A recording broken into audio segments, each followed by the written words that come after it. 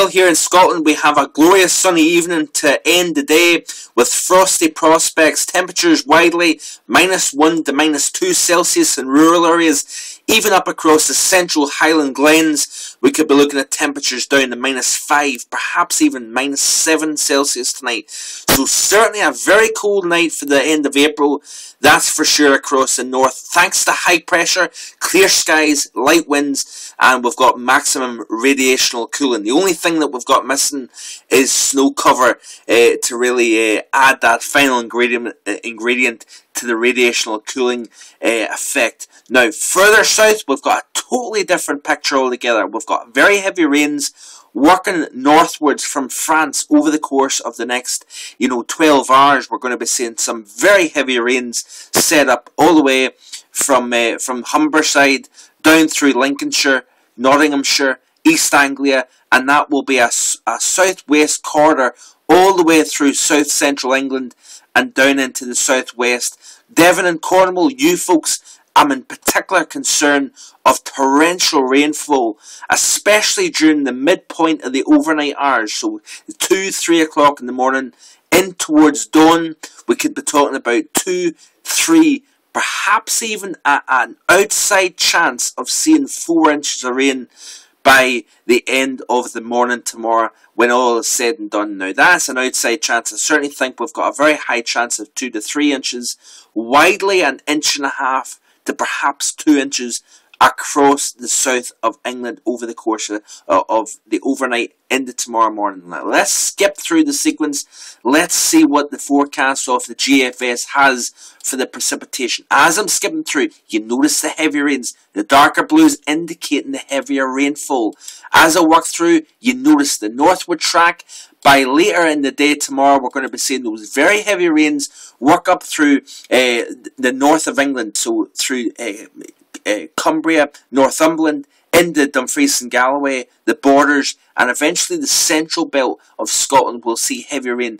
Most concerned about the higher ground of Cumbria, Northumberland, especially up into the southern uplands of Scotland. We've got upslope, southerly flow in the upper levels that's carrying that rain, and as well as that we've got those strong east-northeast winds as well.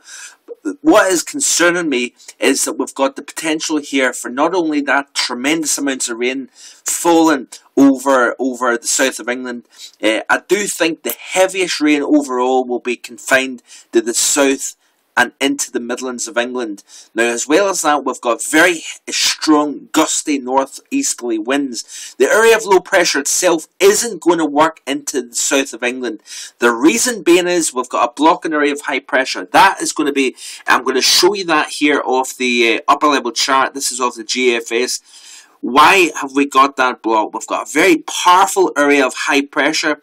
This actually supported temperatures well into the 80s over Germany, through the Czech Republic, Poland. We've seen temperatures knocking on the door of 80 degrees in Moscow this afternoon. That has got to be record territory. I don't have figures with me, so I don't know what the records are, but certainly I would be surprised with temperatures near 90 this afternoon in parts of Germany, down through parts of the Czech Republic. I wouldn't be surprised if we see records. This here acts like a giant wall. This area of low pressure at the surface is generally around the northwest of France just now. That's going to work northwards. However, it's coming up against a block, and this can be seen here off the GFS chart. Now I'm going to pull up the pressure chart, skip back to +3 hours. This is what I'm talking about. This area, high pressure, upwards of 1026 millibars. That's a strong area of high pressure.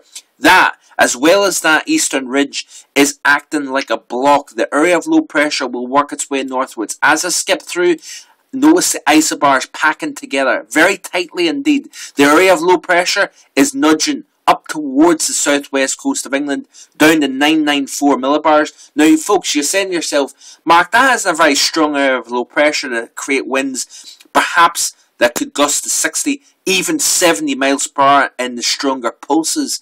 However, it's the contrast, that steep pressure gradient between this 1024 ridge and the 994 trough of low pressure. This combination of pressure gradient will really get those winds gusting, gale force, severe gale force winds, potentially all the way down the eastern flank of the country, into the Midlands and the south of England as well. Now I'm concerned as well, as this area of low pressure gets near the southwest coast of England, you've got a very tightening up of those isobars, so you could have a period of perhaps a couple of hours where those winds really whip out of the northeast.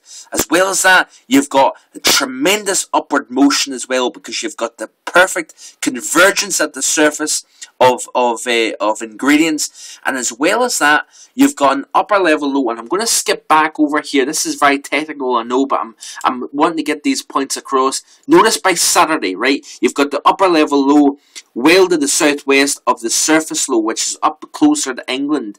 By Sunday, you notice the upper level low meets up with the surface low.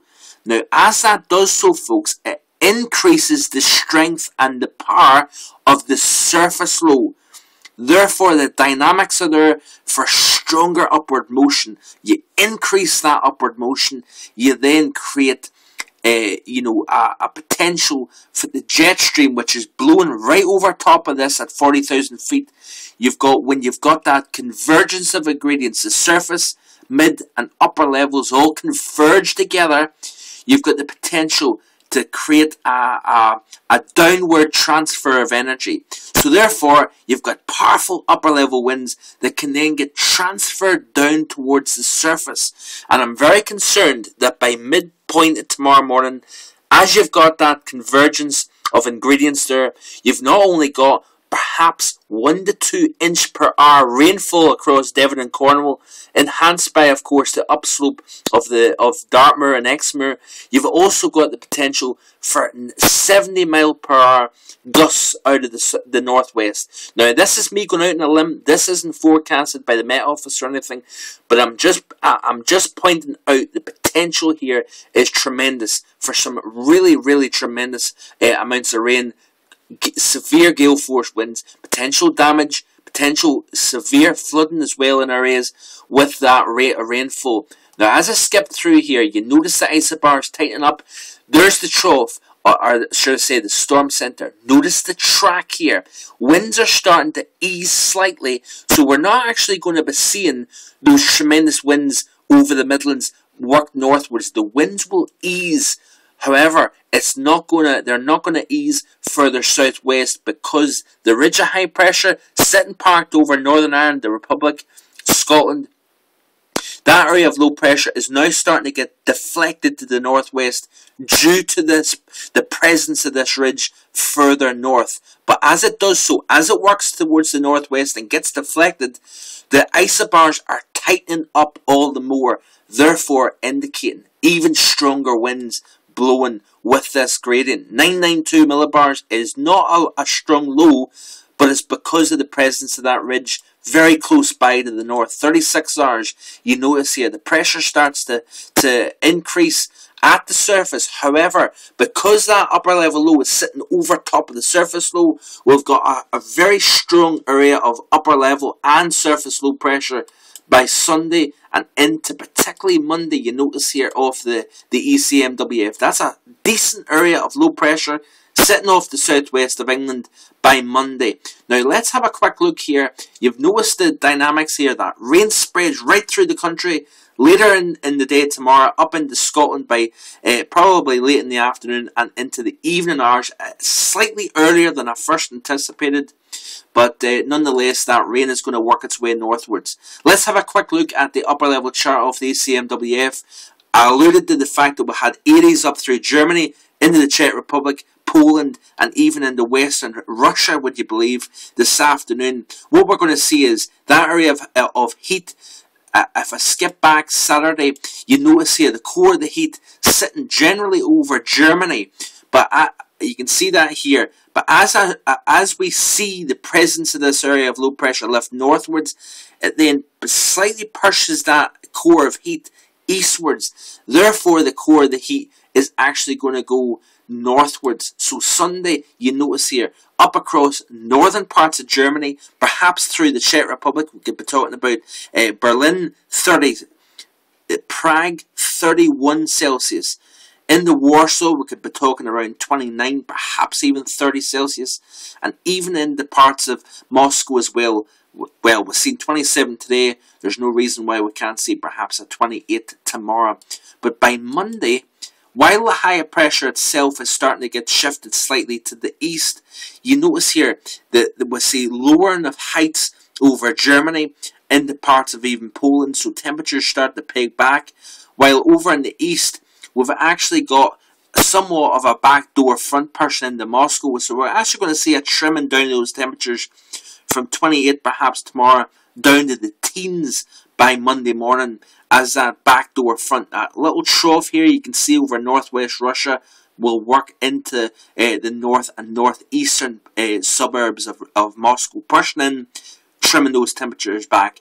Folks, this video's went on long enough. I'm going to trim off, or should I say cut off, and keep checking back to the blog for the latest updates. Hope you have a great evening and stay safe out there.